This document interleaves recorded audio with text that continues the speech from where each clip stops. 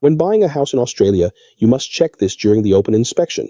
It only takes 2 minutes, and you can quickly determine whether the house's foundation might have problems in the future, because fixing the foundation can be extremely expensive, sometimes costing over 100,000 Australian dollars.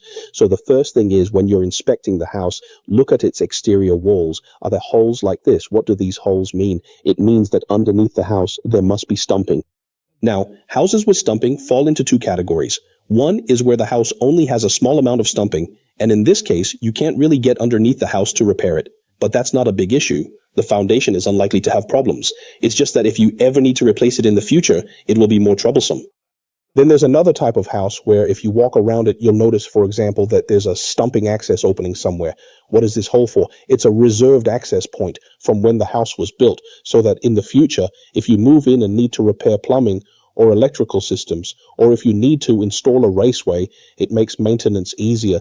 There's actually some know-how involved here. So if you see a house with such an inspection opening, make sure you open it. Why? Because actually after you buy a house, if you have leaks or other issues inside, those can all be repaired and usually don't cost much.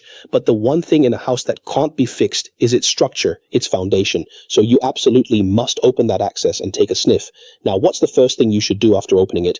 Don't be afraid of a little dirt, because in your lifetime you probably won't buy many houses and you won't get to smell the foundations of many homes. You need to do what I do. Stick your head in and take a whiff to see what it smells like inside.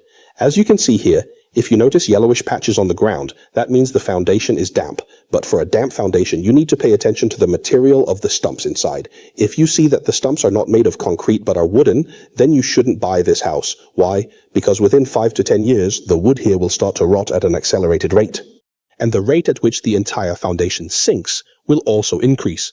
So what happens when these small stumps start to sink? For example, if this stump sinks, but that one doesn't, then you'll get deformation in this area. As a result, the entire framework of the house may gradually develop problems.